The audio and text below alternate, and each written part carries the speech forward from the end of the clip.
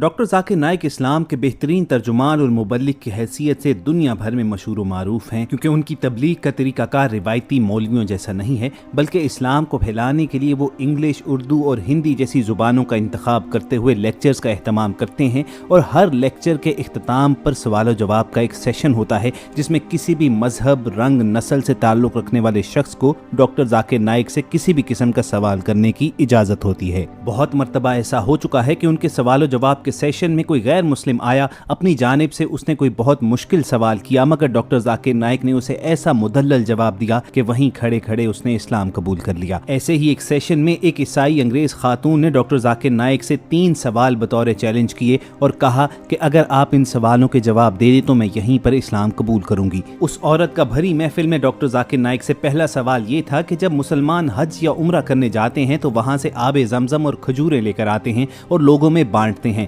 اسی طرح جب ہندو اپنے مندروں میں جاتے ہیں تو وہ بھی وہاں سے پرساد لے کر آتے ہیں اور بانٹتے ہیں، ان دونوں میں کیا فرق ہے؟ مجھے تو یہ دونوں چیزیں یا عمل ایک جیسے ہی لگتے ہیں۔ ڈاکٹر ذاکر نائک سے اس کا دوسرا سوال یہ تھا کہ ایک عورت عورت کے ساتھ اور ایک مرد مرد کے ساتھ جنسی تعلق قائم کیوں نہیں کر سکتا، اور پھر جنسی تعلق قائم کرنے کے لیے شادی کرنا کیوں ضروری ہے؟ پھر اس عیسائی عورت نے تیسرا اور آخری سوال یہ کیا کہ جنت میں حضرت آدم کے کہنے پر اماں حوا نے گندم کھا لی تھی، جس کی وجہ سے انہیں آج تک سزا بھگتنی پڑ رہی ہے کہ ساری خواتین کو بچے پیدا کرنے کی ذمہ داری دے دی گئی، آخر عورت ہی کو اس درد سے کیوں گزرنا پڑتا ہے؟ میرا سوال یہ ہے کہ کیا یہ سچ ہے کہ خواتین کو بچہ جننے کی تکلیف اس لیے دی گئی کیونکہ حوا نے آدم کے کہنے پر غلطی سے گندم کھا لی تھی، اس لیے ساری دنیا کی خواتین کو سزا کے طور پر یہ درد سہنا پڑتا ہے؟ ڈاکٹر ذاکر نائک نے اس انگریز خاتون کو کیا جوابات دیے، ہم سب کی آج کی ویڈیو میں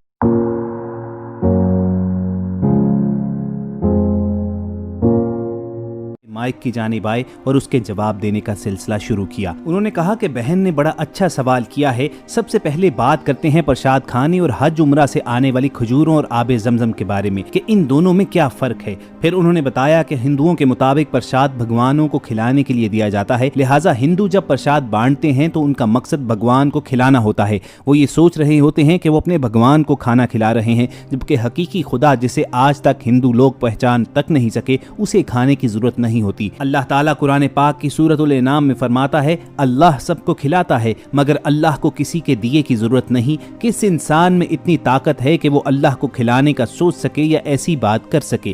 پھر ڈاکٹر ذاکر نائک نے کہا کہ قرآن پاک میں 3 سے 4 مرتبہ کہا گیا ہے کہ غیر اللہ کے نام سے منسوب کر کے کھلایا گیا کھانا حرام ہوتا ہے، چونکہ پرساد بھی غیر اللہ کے نام سے منسوب ہوتا ہے اس لیے وہ بھی مسلمانوں کے لیے حرام ہے۔ ہم مسلمان حج یا عمرہ سے لائی گئی کھجوریں یا آب زمزم پیتے ہوئے یہ ہرگز خیال نہیں کرتے کہ ہم اللہ کو کھلا رہے ہیں، اور سعودی عرب کا سب سے مشہور پھل کھجور ہے، اس لیے ہر مسلمان وہاں سے کھجور بطور سوغات لاتا ہے، مگر یہ کبھی نہیں کہتا کہ میں یہ اللہ کو کھلا رہا ہوں، نعوذ باللہ۔ پھر انہوں نے کہا کہ اگر کوئی ہندو پرساد کے نام پر کھجور بھی دے گا تو وہ بھی حرام ہے، کیونکہ وہ غیر اللہ کے نام سے منسوب ہے، اس لیے مسلمانوں کے لیے وہ کھانا حرام ہے۔ دوسرے سوال کے جواب دیتے ہوئے انہوں نے کہا کہ ہماری بہن کا دوسرا سوال یہ تھا کہ اسلام میں ہومو سیکشولیٹی یعنی ہم جنس پرستی کیوں غلط ہے؟ ڈاکٹر ذاکر نائک نے قرآن کا حوالہ دیتے ہوئے کہا کہ اللہ تعالیٰ فرماتے ہیں، زنا کے قریب بھی مت جاؤ، یہ بے حیائی اور برا راستہ ہے۔ ایک اور جگہ ارشاد فرمایا، اور تم مردوں کے ساتھ جنسی تعلق رکھتے ہو یعنی تم حد سے گزرتے ہو، بلا شبہ یہ بے حیائی ہے۔ اللہ تعالیٰ نے میاں بیوی کے دلوں میں محبت رکھ دی ہے، بے شک غور کرنے والوں کے لیے اس میں بڑی نشانیاں ہیں، لہٰذا اسلام میں یہ قرآن کی روح سے غلط ہے۔ اس کے علاوہ سائنس کا بھی یہی ماننا ہے کہ انسان بھی ہم جنس پرستی کو ناپسند کرتا ہے۔ اب سوال یہاں پر یہ پیدا ہوتا ہے کہ ہم جنس پرست 2 لوگ اپنی مرضی سے جو کچھ کر رہے ہیں تو ہم اس میں کون ہوتے ہیں بولنے والے؟ لیکن اللہ نے اس سے منع فرمایا ہے۔ رسول پاک صلی اللہ علیہ وآلہ وسلم نے فرمایا، میاں بیوی کا آپس میں تعلق رکھنا دراصل ایک عبادت ہے۔ سائنس کہتی ہے کہ اگر ان 2 لوگوں کا موازنہ کیا جائے جن میں ایک ہم جنس پرستی کرنے والا شخص جبکہ دوسرا شادی کرنے والا شخص ہو تو دونوں میں سے شادی شدہ شخص زیادہ خوشحال زندگی گزار رہا ہوگا۔ پوری دنیا کو اب یہ بات سمجھ آ رہی ہے کہ یہ غلط ہے، لیکن انڈیا میں ابھی بھی اسے فروغ دیا جا رہا ہے۔ اس سوال کے اختتام پر ڈاکٹر ذاکر نائک کا کہنا تھا کہ ہم جنس پرستی آپ کو جہنم میں لے جائے گی۔ फिर उन्होंने तीसरे सवाल का जवाब देने का आगाज किया और कहा कि ये बात बिल्कुल गलत है कि हजरत अम्मा हव्वा ने जो गंदुम का दाना खा लिया था उसकी सजा आज तक खवातीन को मिल रही है बच्चा जनने की सूरत में। उन्होंने कहा कि ऐसा बाइबल में लिखा गया है, जिसकी वजह से ईसाई ये ख्याल करते हैं कि औरत को बच्चा जन्म देने की तकलीफ से इसी वजह से दो चार किया गया, लेकिन इस्लाम में ऐसा कहीं भी नहीं कहा गया कि इस गलती की जिम्मेदार अकेली हव्वा थी, बल्कि हर मौके पर दोनों ही को कसूरवार ठहराया गया है। कुरान पाक में 3 जगहों पर ऐसा कहा गया कि दोनों पर इस गलती की जिम्मेदारी डाली गई। मिसाल के तौर पर एक जगह पर अल्लाह ताला ने फरमाया हमने उन दोनों को कहा कि गंदुम का दाना ना खाना, एक और जगह पर कहा दोनों ने अल्लाह से माफ़ी मांगी। फिर इरशाद हुआ इन दोनों को गलती की सज़ा के तौर पर हमने दुनिया में भेज दिया।